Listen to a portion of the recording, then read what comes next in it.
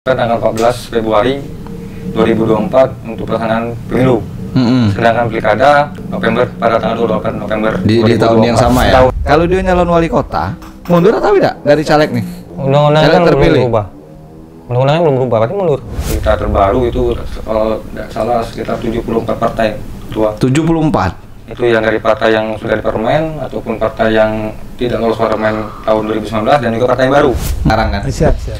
Jadi anggota KPU itu besar tidak sih godaan? Maksud kami di zoling itu yang misalnya si A memang punya hak duduk, ya duduk dia itu. Kami himbau kepada seluruh RT, lurah untuk melaporkan warganya yang mati ke Disdukcapil.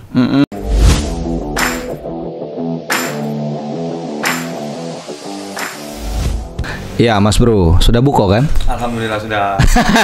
Lanak sahur pulo. Karena kalau kami sudah buka tadi. Sudah. Bukonya di Wi Hotel. Karena di Wi Hotel tuh ada paket 50.000 sudah bisa buka bareng. Ya. Jadi kalau bisa. Jadi kalau mau buka bareng silakan di Wi Hotel. Ya, itu tempatnya nyaman, aman, asik. Recommended ya. 50.000 itu bisa buka bareng di situ. Lihin Kohir kemarin sudah. Bisa milih Pak? Bisa, Lihin Kohir sudah kemarin walaupun tidak ada jam. Tuh kepat mulai. Ya, welcome Mas Bro Topandri, Ketua KPU Kota Lubuk Linggau, dan Mas Bro Andre ya. Komisioner KPU Kota Lubuk Linggau Divisi Parmas ya.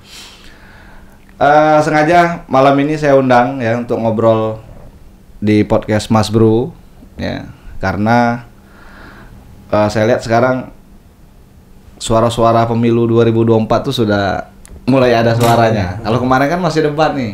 Pemilu ini ditunda atau masa jabatan diperpanjang. Tapi pasca 11 April kemarin sudah ada statement bahwa pemilu itu terlaksana di 2024. Nah, apakah KPU Kota Lubuk Linggau sudah mendapat semacam surat dari KPU pusat bahwa pemilu memang dilaksanakan di tahun 2024? Surat edarannya sudah ada untuk pemilu legislatif. Kita diadakan insya Allah pencoblosannya tanggal 14 Februari. Udah pasti itu?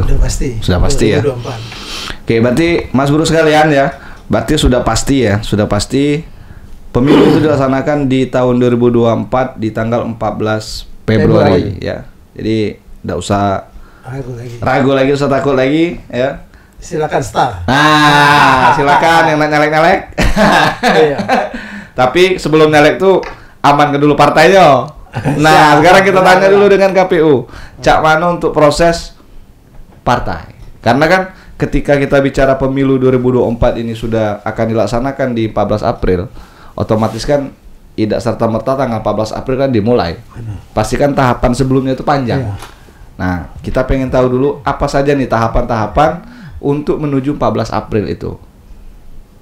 Silakan. Siapa yang mau jelaskan? Mas Bro Andre? Oke. Terima kasih Pak Kades telah mengundang kami untuk mengisi podcast, apalagi menyangkut tentang pemilu. Benar apa yang disampaikan Ketua tadi, bahwasanya pemilu telah akan dilaksanakan pada tanggal 14 Februari. Walaupun sempat terjadi dinamika ataupun terjadi macam-macam demo, ada isu-isu penundaan, akhirnya kita tanggal 10 Pak Jokowi juga menegaskan bahwasanya pemerintah siap untuk melaksanakan pemilu, dan juga berdasarkan hasil RDP sebelumnya bahwasanya RDP antara pemerintah, DPR RI dan KPU di Maret kalau salah itu menetapkan tanggal 14 Februari 2024 untuk pelaksanaan pemilu. Sedangkan pilkada jatuh pada tanggal 28 November di tahun yang sama ya. Tahun yang sama. Jadi kita pertegas lagi. Pemilunya itu pilpres ya mungkin ya. Itu di tanggal 14 Februari tahun 2024 dan pemilihan kepala daerah di tanggal 8 November 2024. Gubernur berarti ya? Gubernur, Bupati, wali kota itu di 28 November ya 2024. Jadi siap-siap lah. Jadi untuk tahapan pertama itu tentang verifikasi parpol. Jadi kalau melihat berita terbaru itu kalau tidak salah sekitar 74 partai ketua. 74. Itu yang dari partai yang sudah di parlemen ataupun partai yang tidak lolos parlemen tahun 2019 dan juga partai yang baru. Tapi itu kan nanti ada proses verifikasi. Tidak serta-merta 74 ini ya? Belum, karena perlu verifikasi dulu di tingkatan pusat, daerah. Kalau nggak salah itu dimulai dari Agustus. Pendaftaran dulu. Agustus mungkin tahun 2022. 2022 ini sudah mulai ya tahapannya. Selanjutnya nanti tahapan pemotongan data pemilih. Selanjutnya itu rekrutmen penyelenggara ad hoc. Oh, penyelenggara ad hoc itu PPK ya, PPK, seperti itu ya. PPS, dan Nah, mungkin yang lebih saya pertanyakan lagi itu tentang 74 partai. Ya. Ada yang sudah sekarang di parlemen, ada di parlemen ada 7 partai, kemudian ada partai yang lain yang tidak di parlemen, kemudian ada partai yang baru muncul. Nah, proses untuk partai-partai yang baru ini kita ambil lingkup Kota Lubuk Linggau lah misalkan, untuk lolos menjadi peserta pemilu, apa yang harus mereka lakukan? Pertama, tentu ada beberapa syarat yang harus dipenuhi ya. Pertama, tentang kondisi kantor. Sekretariatan kan? Iya, sekretariat partai. Partai tersebut memiliki kantor. Yang kedua, keanggotaan dari partai itu ya? Ya, dan selanjutnya keterwakilan perempuan. Keterwakilan perempuannya berapa persen? 20% dari 20% dari jumlah 30% dari jumlah anggota pengurus ya. Jadi pada saat verifikasi pengurus parpol harus menghadirkan seluruh pengurus. Namun ada yang kabar terbaru ya. Ya. Jadi verifikasi itu ada dua, Mas Bro. Pertama ada namanya verifikasi administrasi. Dan verifikasi faktual. Nah, verifikasi administrasi, partai pertama harus ada izin Menkumham. Ya, kemudian jumlah DPW di seluruh provinsi. Kemudian jumlah pengurus kabupaten kota itu di 75 kabupaten kota, 75%. 75% ya? Ya, kemudian untuk di kota itu dia minimal tersebar di 50% jumlah kecamatan. Untuk anggota dia 1/1000. 1/1000 dari jumlah penduduk. Contoh misalnya jumlah penduduk kita 270.000. Artinya dia bisa membuktikan keanggotaan itu 270 orang. Nah, itu akan kita verifikasi untuk partai baru. Selain administrasi, kemudian kita verifikasi faktual. Kita tanya dengan yang bersangkutan, kartu anggotanya kita ambil, kita tanya benar dah? Benar dan faedah. Dia. Atau cuman main comot deh. Betul. Nah, kalau main comot deh, ada pergantian. Ada masa perbaikan. Nah, ada masa perbaikan itu. Kemudian partai itu harus punya kantor tetap minimal 3 tahun kontraknya. Kalau dia kontrak, dia harus berkantor itu selama 3 tahun. 3 tahun. Karena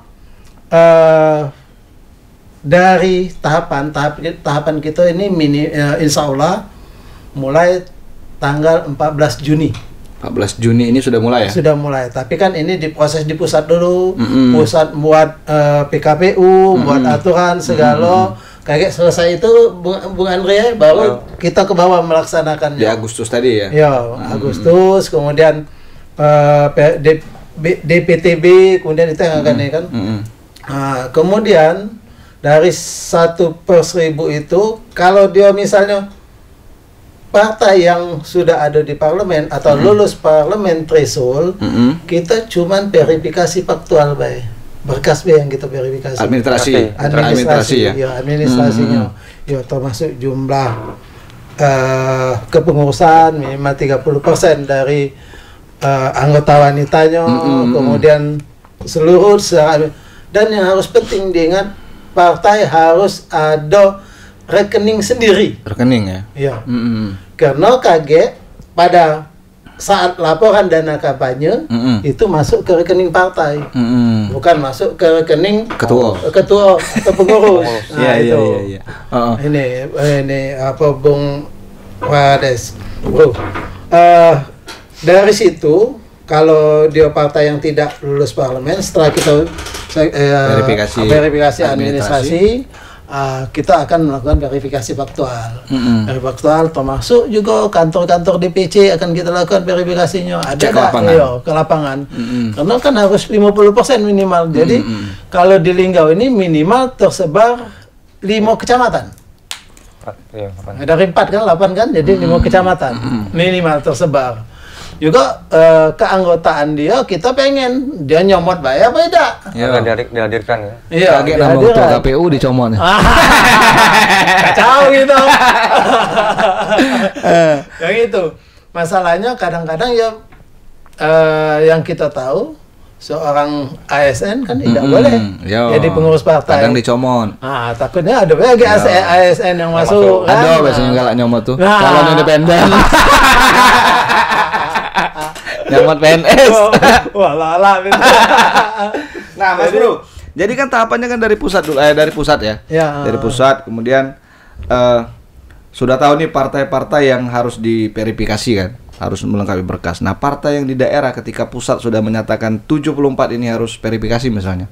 Nah, partai baru yang di daerah ini, termasuk partai yang tidak ada di parlemen, mereka ini ngapain? Apa harus datang ke KPU atau ngisi apa dulu? Seperti itu dulu. Andre, jawab. Jadi nanti kan mereka yang dari pimpinan pusat partai itu kan mendaftar di KPU RI. Nanti kan akan diteruskan ke daerah. Berarti instruksi itu datang dari partai dari pusat itu ya? Jadi akan mengeluarkan berapa nama partai yang mendaftarkan ke KPU RI. Di partai itu yang kita verifikasi.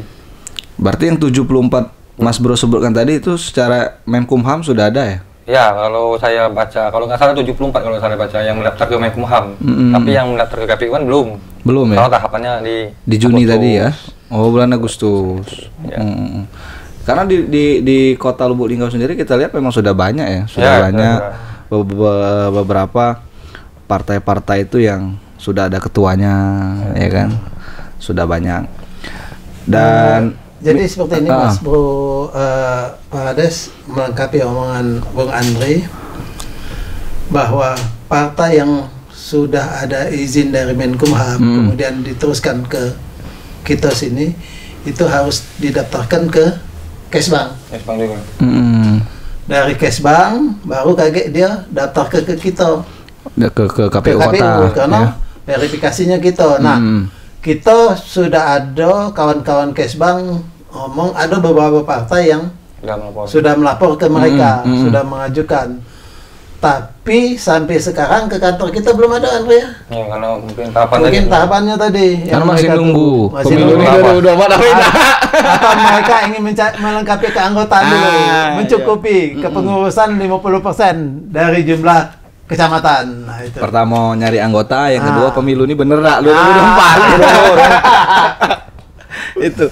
Nah, kemudian gini, kita kan kemarin kan di 2019 itu kan untuk di Lubuk Linggau kan ada partai yang memang di Lubuk Linggaunya dia sebenarnya tidak lolos, tidak bisa intinya tidak lolos lah di Linggau ya. Tapi secara nasional dia lolos. Artinya tetap bisa kan menjadi peserta pemilu kan di Lubuk Linggau. Benar itu. Jadi yang lolos parlemen threshold seperti contoh kita ambil PAN ya. PAN kan di kota Lubuk Linggau kita dapat kursi. Tapi karena dia lolos parlemen threshold, kita cuma melakukan verifikasi administrasi. Tidak melakukan verifikasi faktual. Nggak, maksudnya gini. Partai itu secara verifikasi administrasi dan ataupun verifikasi faktualnya sebagai partai politik di Lubuk Linggau tidak memenuhi syarat misalnya. Tapi secara nasional dia memenuhi syarat. Apakah di Lubuk Linggau dia ikut? Bisa kan? Tetap ikut. Karena di 2019 kan ada partai seperti itu. Iya, tetap ikut karena aturannya kan dari kabupaten kota 50%. Mungkin 50% itu tidak termasuk kita, bisa termasuk lain. Artinya dia tetap memenuhi syarat MS. Bukan TMS. Masuk parlemen juga kan. Ikut parlemen. Jadi tidak mesti dia di kita tidak KT misalnya, kemudian kita langsung mengklaim bahwa tidak boleh ikut. Dia tidak lulus. Ketentuannya kan bukan di kita. Iya, Undang-undang itu se-Indonesia. Se-Indonesia minimal 50% dari jumlah 75% dari jumlah kabupaten kota, maaf salah, 75% dari seluruh jumlah kabupaten kota. Kalau provinsi 100% jumlah provinsi. Iya, provinsi. Itu. Susah kita nambah partai. Nyari Kalau syaratnya banyak. Nyari pengurus di kota begitu payah. Nah, ngajak si A lah melok partai ini, melok si B lah melok partai lain. Ya. Nah, mendekati tahapan ini ya, tahapan untuk pemilu 2024 ya. Tentu tadi dimulai Agustus ya. Agustus mungkin sudah mulai tahapan mulai itu tanggal 14 Juni, Pak. 14 Juni itu yang tadi ya. Agustus itu untuk kita melakukan verifikasi partai di daerah. Oh, jadi Juni ini sudah mulai. masuk tahapan, tapi ya dimulainya penyusunan PKPU dan yang lain-lain. Nah, itu kelengkapan kita di dalam. Nah, di 2024 itu kan kita ada 14 Februari itu kan pemilu ya.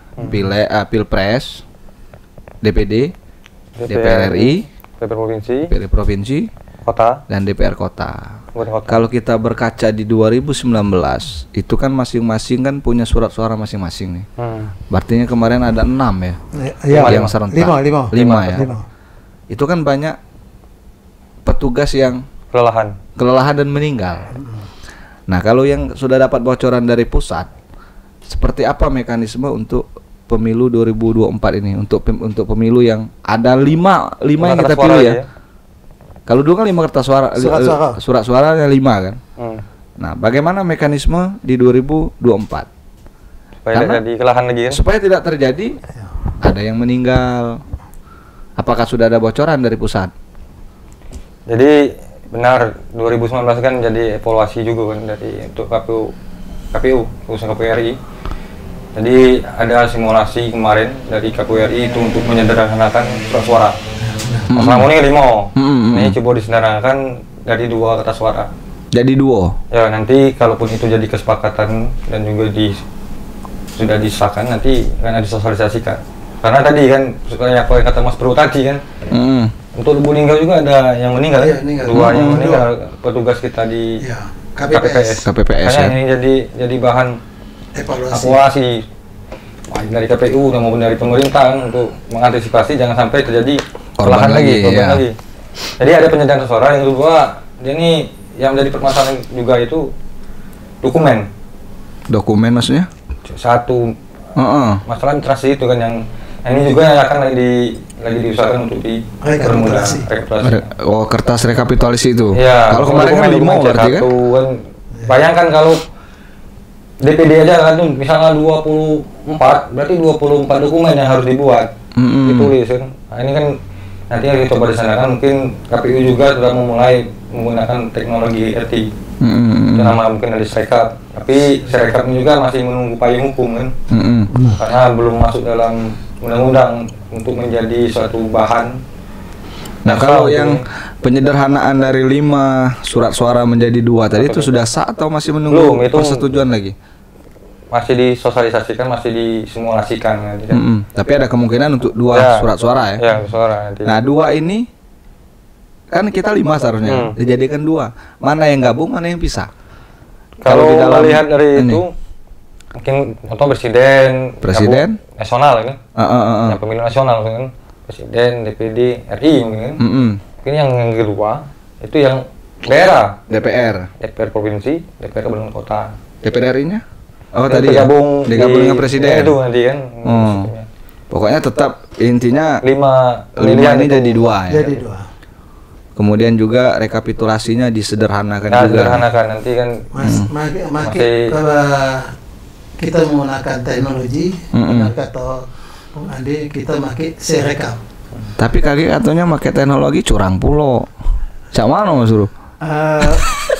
Kalau Sirekap itu kayaknya kalau sudah disimulasikan tingkat kecurangannya itu agak lebih susah. Lebih susah ya? Bukan lebih mudah? Lebih susah. Tapi yang jadi kendala Sirekap itu karena kita ini kan kalau untuk Kota Lingga mungkin tidak masalah Pak Andre ya. Kalau daerah lain sinyal. Yang sinyal ya. Sinyal. Nah, untuk disahkan ini kalau dia sudah disahkan artinya berlaku untuk seluruh daerah. Nah, itu mungkin Pak Andre. Sebenarnya ini enggak salah kecurangan itu sebenarnya tinggal kami lagi KPU ini bagaimana nanti merekrut petugas-petugas ini yang punya yang di bawah ya. Ya, integritas. Awal kecurangan itu kan karena lemahnya integritas kita sendiri. Ya. Kalau kita bisa menutupi itu, insya Allah apapun pemilu itu insya Allah bisa. Karena biasanya yang berkaitan dengan teknologi ini seperti Sirekap, kemudian biasanya juga ada e-voting seperti itu. Biasanya kan lebih rawan kecurangan, dan ketika hasilnya tidak memuaskan salah satu kandidat, pasti protesnya itu curang ini, sistemnya ini error nih, di hack ini, yang hack ini yang berbahaya. Nah, tapi belajar dari 2019 kan sudah digunakan Sirekap, namun ini sebagai data pembanding kan waktu itu kan. Benar. Nah ini kan lebih ditekankan lagi untuk Sirekap ini kan, penyempurnaan Sirekap mungkin dari server dan tingkat security keamanannya kan. Tapi tadi itu belum bisa kita gunakan sebagai alat, sebagai ukuran untuk hasil pemilu. Maksudnya keabsahan surat itu kan, karena ini kan belum ada payung hukum, masih menggunakan manual pleno. Ya berarti yang jelas tuh di 2024 itu KPU mencoba untuk lebih menyempurnakan dan menyederhanakan. Sangat benar. Seperti itu. Mudah-mudahan sih terrealisasi ya. Amin. Kita berkaca di 2019 itu sampai subuh malahan. Besok 36 jam. Nah, 36 ya kan? Dari jam 7 ke jam 7 sampai malam lagi. Iya, makanya. Kalau dari jam 7 kan 24 jam tuh. Iya, betul. Jadi memang di luar batas kemampuan manusia. Kemampuan manusia. Makanya di Indonesia Raya kan banyak yang meninggal kan. Nah, saya tertarik nih dengan yang apa disampaikan oleh Mas Bro Andre tadi. Bahwasanya kecurangan itu kan tergantung dengan integritas daripada penyelenggara itu sendiri. Nah, KPU kan cuma ada 5 orang nih. Ya kan? Yang lebih banyak kan orang di bawah. Dari mulai petugas KPPS, PPK, kemudian PPS. Sama ya? KPPS dengan PPS sama? Beda. PPS. KPPS kemudian untuk di TPS. PPK. Nah, bagaimana KPU bisa mewujudkan ataupun kedepannya ini menjamin bahwa penyelenggara di bawah komisioner ini bisa memang berintegritas dan tidak memulai kecurangan? Jadi yang pertama kita benahi dulu sistem rekrutmennya. Itu wilayah dia.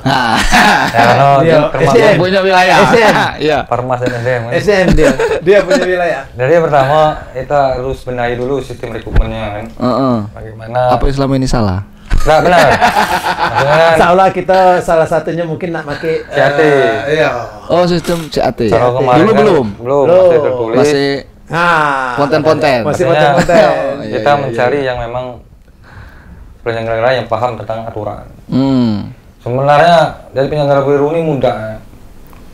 Ikuti aja aturan undang-undang. Aman. Ya. Nah, yang keluar dari itu susah. Enggak ada ikut aturan.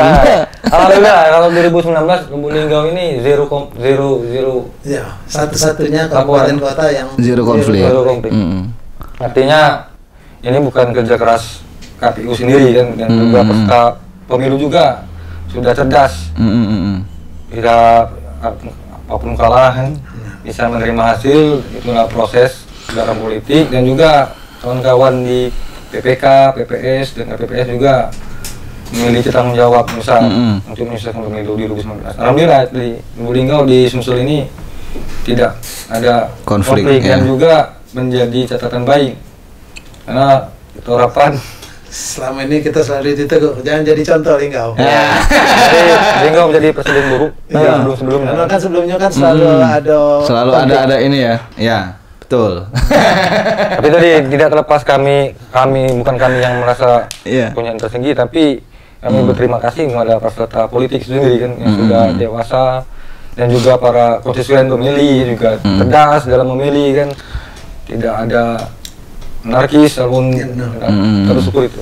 Nah, kalau Mas Bro berdua ini kan setahu saya memulai tugas sebagai komisioner KPU itu kan di 2019 ya. Di Pileg 2019. kemudian pilpres.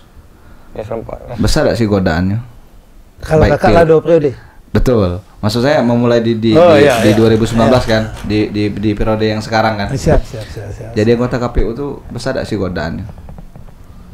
Ya, sangat besar pada dasarnya. Tapi sangat ya besar. sangat besar, termasuk godaan finansial kan. Iya, Tapi ya pada dasarnya balik ke kata Mas Bro Andri tadi bahwa itu tergantung integritas kita. Tergantung Tinggal integritas. kita pengen berpikir hanya ini sekali ini saja atau kita ingin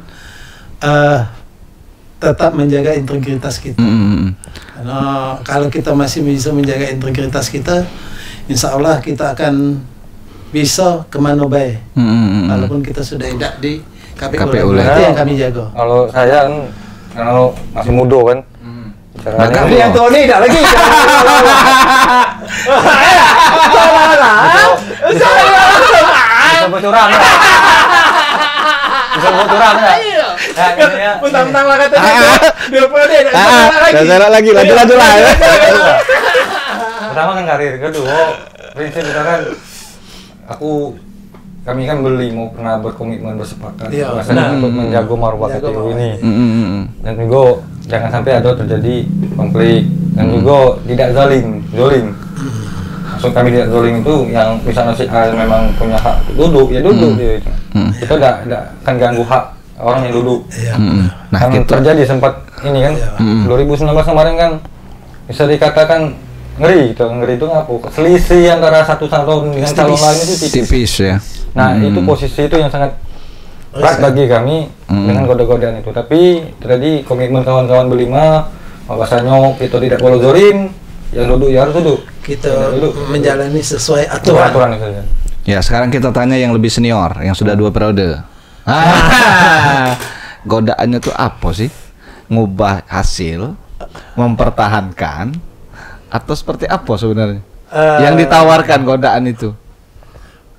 Pada dasarnya ya, intinya seluruh kontestan yang ikut dia pengen jadi. Ya, pengen jadi dan bagaimanapun caranya dia ikutin asal dia duduk.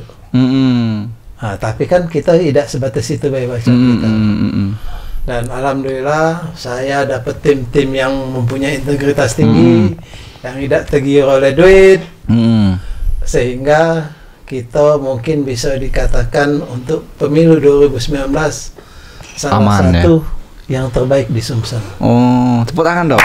Wah, kalau terbaik, ya. Zero konflik. Dan mungkin untuk di Kota Lubuk Linggau baru sekali ini zero konflik.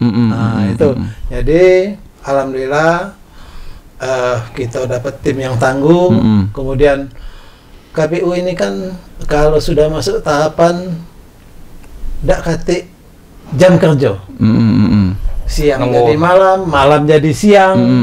Nah itu kawan-kawan tetap tidur di kantor, bahkan bawa kasur ke kantor. Luar biasa. Itu. Tapi itulah komitmen yang kita jago sama-sama dan kita saling percaya bahwa sehingga kita terbentuklah tim yang tangguh untuk menghadapi ini. Karena kemarin sudah teruji, insya Allah ke depan lebih teruji lagi. Ya. Minta dukungan seluruh peserta pemilu, masyarakat Kota Lubuk Linggau untuk mensukseskan pemilu kita serentak di 2024. Dan untuk tidak menggoda kami. Tapi kami tidak menutup diri untuk melakukan komunikasi.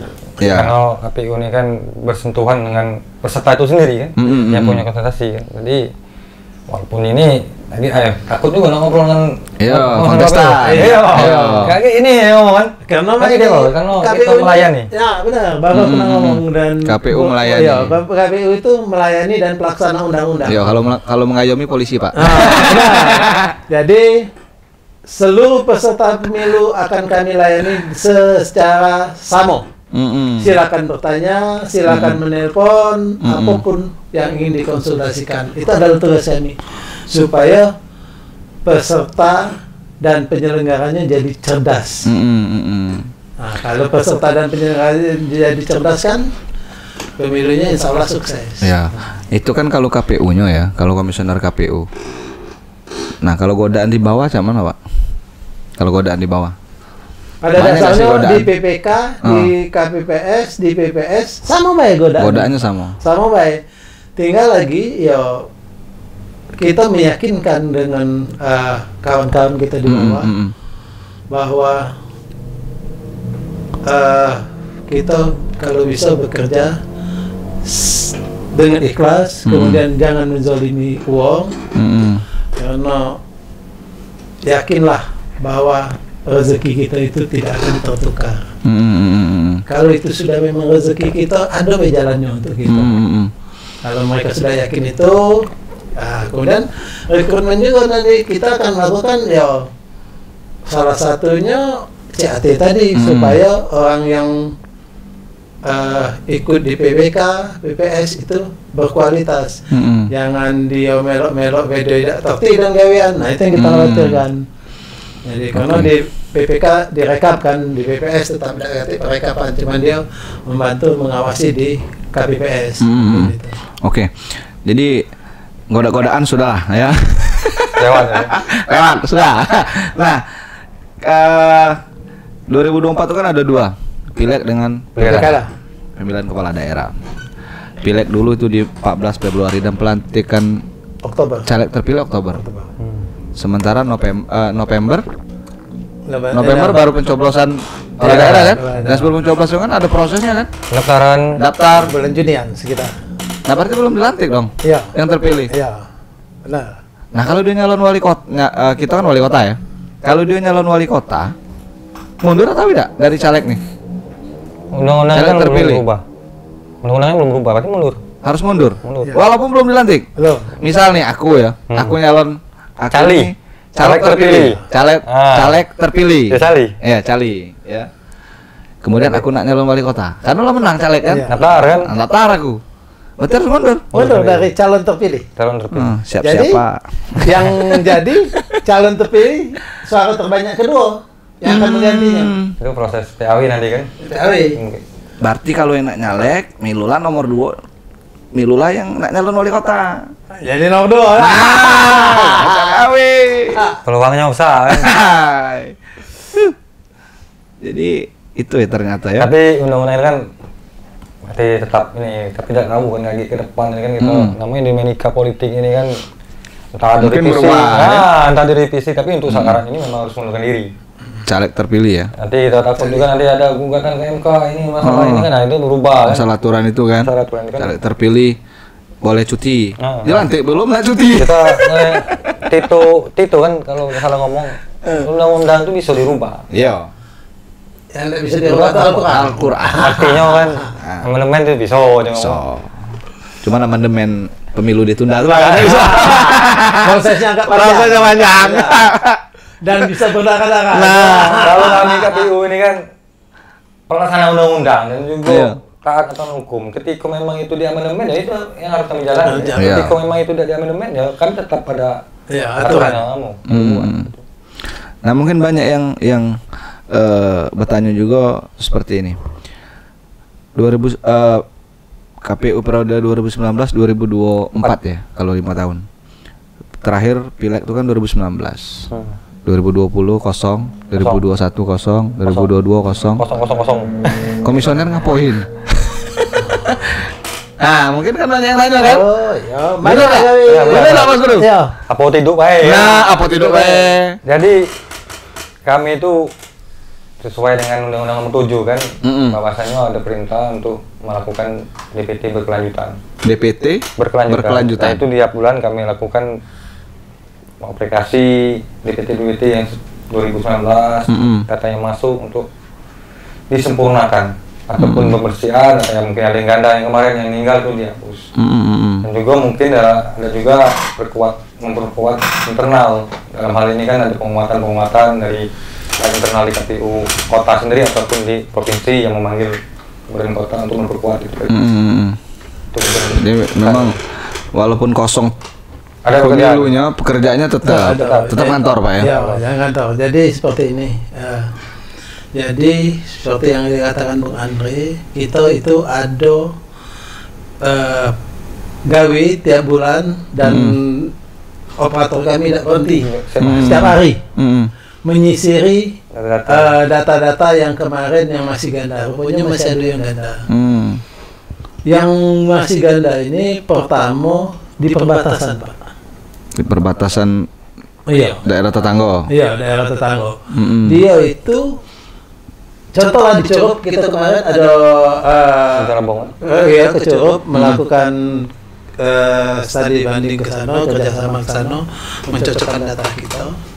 Di daerah Jukung itu dia masuk data pilih kita, masuk juga data pemilih di Curup. Nah, jadi kalau pilkada di Curup dia nyoblos, di kita dia nyoblos. Nah, karena ini pemilu serentak, jadi ini dirapikan. Iya. Nah, jadi setelah kami telusuri di situ rupanya banyak. Dan alhamdulillah mungkin seluruhnya hampir bersih, Pak Andri ya. Nah, yang perlu kami ini melakukan pemutahiran data berkelanjutan. Terkendala aturan masing-masing antara Disdukcapil dengan KPU. Aturan apa? Kami kan dasarnya di data pilih ini Disdukcapil. Tapi di Disdukcapil dia ada aturan sendiri, dia tidak boleh menyerahkan data by name, by address ke siapapun. Karena ini menyangkut kerahasiaan. Jadi takut dimanfaatkan oleh individu, misalnya apalah ya. Nah, dan itu pernah terjadi, Pak Andri ya, pernah terjadi bahwa data itu sempat bocor dan alhamdulillah karena Disdukcapil susah diakses, akhirnya kami melakukan penyisiran di DPT di 2024. 2019 ya. 2019. Nah, di situ kita temui adanya masih data yang ganda. Ganda itu bukan di kita loh. Ganda itu yang di antara perbatasan tadi. Dia masuk data pilih di Curup, dia masuk data pilih di Linggau, mungkin juga yang di kita perbatasan Murah dan Muratara. Nah, itu upaya. Kemudian ini yang perlu diluruskan dan kami minta sekalian di kesempatan ini kesempatan yang berharga. Kami himbau kepada seluruh RT, lurah untuk melaporkan warganya yang mati ke Disdukcapil. Karena Disdukcapil itu tidak berhak menghapus penduduk yang mati kalau tidak kate pengajuan. Laporan dari RT tadi, kartu kuning tadi kan, dari RT atau dari lurah. Nah, disinilah kadang-kadang kita juga di pemilu itu sudah dihapus, hidup lagi, wongnya mati, dia tidak tahu hidup lagi. Karena ngapa? RT tadi tidak melapor ke Disdukcapil, sehingga waktu Disdukcapil nyerah ke dengan kami, muncul lagi nama tuh. Disdukcapil tidak berani coret itu, karena tidak kate laporan tadi, takutnya ya kita tidak tahu kan apa ininya. Itulah yang jadi kendala. Jadi di kesempatan ini saya Ketua KPU dengan Bung Andri dan kawan-kawan KPU di Kota Linggau berharap supaya mata pilih kita ini akurat, margin errornya tuh dikit, untuk seluruh RT dan lurah segera melaporkan warganya yang meninggal dunia ke Disdukcapil, sehingga Disdukcapil bisa menghapus itu. Yang meninggal. Kalau itu terhapus, DP 4 yang datang ke kami kan bersih. Nah, takutnya DP 4 itu banyak lagi. Waktu kami coret DPS sudah melakukan itu. Coret, waktu minta Disdukcapil, kita nyajikan Disdukcapil, muncul lagi. Nah, itu. Jadi itulah kenapa selama ini kendalanya bahwa kadang-kadang kita nyok DPS. Wah, ini kemarin nanti coret. Nembol lagi. Pas di DPT. Nah, di DPS kami coret, di DPT muncul lagi. Itulah. Di DPT nembol lagi, karena ini tidak dilaporkan dihapus keluarga data atau kependudukan. RT, keluarga atau RT ya. Itulah tuh istilah mati hidup lagi. Mati hidup lagi tuh. Tuh yang kadang banyak masalah wong mati. Tapi muncul lagi dalam DBT. Itu karena Tahun depan 5 tahun depan masih ngulang lagi tuh. Itu dan ini apa Pantarli kita sudah nyoret itu. Tadi datang ke rumah sama PPS lagi nyoret, kalau nyoret sudah dicoret, pas kita ngajukan di Dukcapil di print keluar lagi. Karena barang itu tadi RT tidak melaporkan ke atau keluarganya lah tidak mengusung. Ini kan kadang-kadang dia melaporkan misalnya kematian, ada kepentingan deh. Ya. Misalnya kepentingan Waris, asuransi. Kepentingan Asuransi. kalau ditinggal laki, ini lagi. Kalau ada laki-lagi, dia harus ada soal kematian. Kalau ada program santunan kematian. Santunan kematian. Nah, itu yang ini kan. Jadi ini yang harus kita pahami sama-sama. Nah, kita sekarang DPT kita berapa Mas Bro? 159 sekian. Tapi tadi kan nyambung yang sampai ketua tadi. KPU ini kan melakukan DPT berlanjutannya dari data 2019. Artinya kan pada 2019 sampai 2000 saat ini itu banyak pemilih pemula yang belum masuk. Masih banyak pemilih pemula belum masuk. Contoh tamatan SMA minimal 1 tahun saya masuk ke Tol Bulinggau ini 5.000. Itu sudah ya, sekitar 4 sampai 5.000. Itu sampai anggaplah 3 tahun itu udah 15.000. Belum yang datang baru kan. Artinya itu bisa bertambah. Artinya kan DPT berlanjutan ini juga kami laporkan juga, kami undang juga itu partai politik. Partai politik kami sudah jelaskan nanti ketika memang pada saat DP 4 turun jumlahnya naik, ya jangan kaget lagi kan. Iya. Cari data yang itu. Karena kita nilai berlanjutan nih.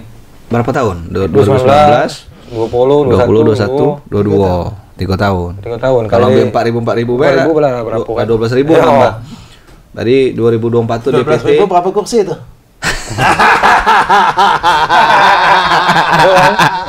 Kalau di sini cuma ada 3 kursi, Pak. Kadang juga berkurang dari 2 kursi. Jadi itu mungkin bisa bertambah itu yang aku pernah sampaikan di saat rapat di DPR ya. Bahwasanya ini bisa juga bertambah DPT yang saat ini karena KPU ini kan cuma nyisir data yang 2019. Data yang dari Capil ini benar kata ketua tadi tidak bisa kami akses.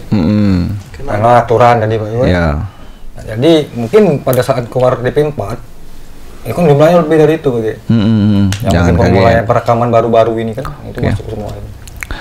Berarti DPT itu 2024 tuh bisa mencapai 170-an, 80-an ya. Bisa itu. Sekitar itu ya. Saya sampaikan ini takutnya lagi, wah ini KPU nih. Kok nambah DPT? DPT siluman. Ada Exodus katanya. Kalau pindah. Oh, data di berlanjutan tuh sekian ngapa sekarang naik 10.000 gitu kan. Artinya kan bahwasanya kami jelaskan bahwasanya banyak data yang perekaman pemula itu kan belum masuk ke KPU.